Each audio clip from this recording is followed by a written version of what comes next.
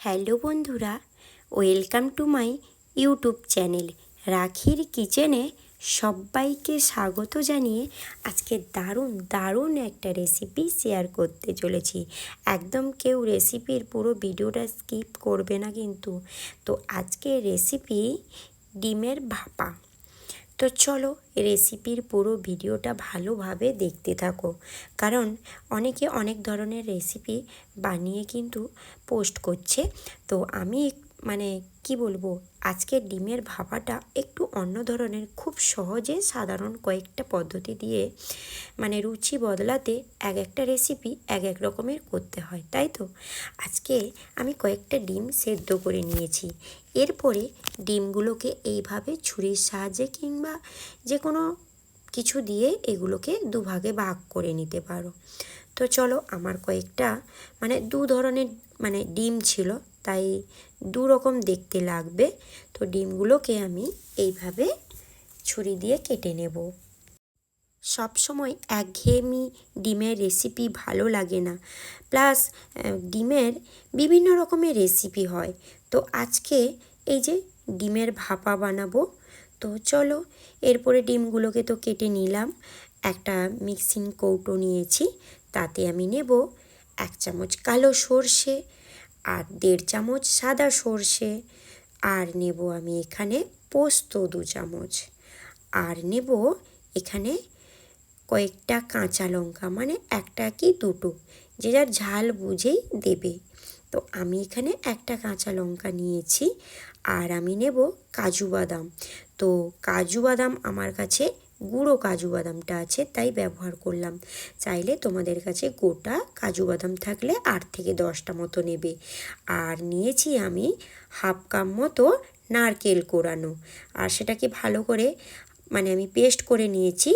আবারও কিছুটা আদা বাটা অ্যাড করে পেস্ট করে নিলাম। এই কৌটোটাতে আমি বানাবো ভাপা।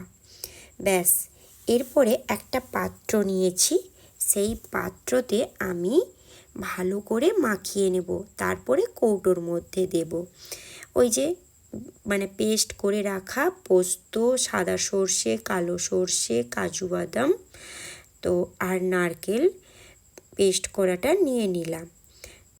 এরপরে আমি তাতে অ্যাড করব পরিমাণ মতো লবণ। আর এই যে মশলাটা যখন পেস্ট করবে তখনও লবণটা দিতে পারো। এরপরে দেব ছোটো চামচের 1 চামচ চিনি, আর দেব সর্ষের তেল। এটাকে ভালো করে মাখিয়ে নিতে হবে। তো বাড়িতে থাকা কয়েকটা উপকরণ দিয়েই রেসিপিটা কিন্তু বানাবো, খুবই টেস্টি একটা রেসিপি। এরপরে আমি একটা ওই যে কৌটোটার মধ্যে অ্যাড করে নেব। আর এরপরে দিয়ে দেব কয়েকটা কাঁচা লঙ্কা, 2-1টা মতো দিয়ে দেব। আর চাইলে কাঁচা লঙ্কা তোমরা যে যার মতো দেবে। আর সেদ্ধ করে কেটে রাখা ডিমগুলোকে অ্যাড করব কৌটোর মধ্যে। ব্যাস, এরপরে কৌটোর মধ্যে পুরো ডিমগুলোকে এইভাবে ধীরে ধীরে দিয়ে দিতে হবে, কারণ ডিমগুলো ভেঙে যেতে পারে। খুব ধীরে ধীরে এইভাবে বসিয়ে দিতে হবে। এরপরে মশলাটা ভালো করে পরিষ্কার করে জল দিয়ে ওই কৌটোর মধ্যে খুব সুন্দরভাবে দিয়ে দিতে হবে। আর উপর থেকে আমি দিয়ে দেব সর্ষের তেল প্রায় 2 টেবিল চামচ মতো, আর দেব আমি কয়েকটা কাঁচা লঙ্কা, আর দেব আমি কিছুটা ঘি দেওয়ার ফলে আরও একটু স্মেলটা দারুণ আসে, তাই আমি ঘিটা অ্যাড করলাম। তোমরা চাইলে অ্যাভয়েড করে যেতে পারো, শুধু সর্ষের তেল দিতে পারো। আমি এখানে একটু ঘিটা অ্যাড করলাম। এরপরে আমি কৌটোর মুখটা বন্ধ করে দেব। এরপরে গ্যাসের ওভেনে আমি একটা পাত্র কিংবা কড়াই, যে কোনো একটা জায়গা, বড় জায়গা বসিয়ে দেব। এগুলোকে ভাপা হতে দেব। আর এইভাবে ম্যারিনেট করে কিন্তু 2 থেকে 3 মিনিট কিংবা 5 মিনিট রেখে দিতে হবে, তারপরে ভাপাটা বানাতে হবে। এই যে দেখতে পাচ্ছ, গ্যাসের ওভেনে কড়াইতে জল দিয়ে আমি কৌটোটা এরকমই বসিয়ে দিয়েছিলাম। তোমরা চাইলে কোনো একটা স্ট্যান্ডের উপরে বসাতে পারো। তো আমি এইভাবেই দিয়ে দিয়েছিলাম, খুব সুন্দরভাবে হয়ে গেছিল। আর ঠান্ডা হওয়া অবধি একটু অপেক্ষা করতে হবে। আর এটা রেডি হতে মোটামুটি প্রায় আমার সময় লেগেছিল 20 মিনিট। তোমরাও এইভাবে একই টাইমে করে নেবে। ব্যাস, আমার রেসিপিটা যদি অবশ্যই ভালো লেগে থাকে তোমরা কিন্তু লাইক কমেন্ট শেয়ার করতে একদম ভুলে যাবে না। তো আমার ডিমের ভাপাগুলো খুব সুন্দরভাবে রেডি হয়ে গেছিলো। তো তোমাদের বলে দিলাম, ডিমের ভাপাটা রেডি করতে দিতে হবে প্রায় 20 মিনিট। গ্যাসের ফ্লেমটা লোতে রেখে দিতে হবে।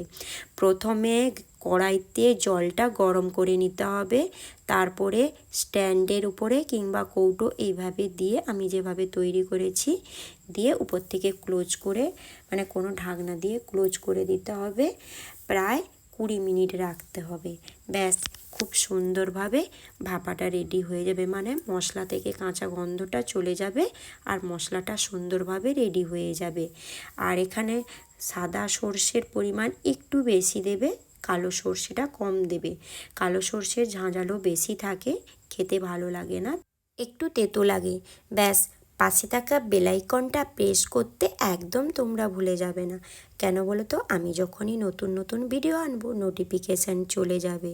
তো আমার পুরো রেসিপি দেখার জন্য তোমাদের ধন্যবাদ জানাই।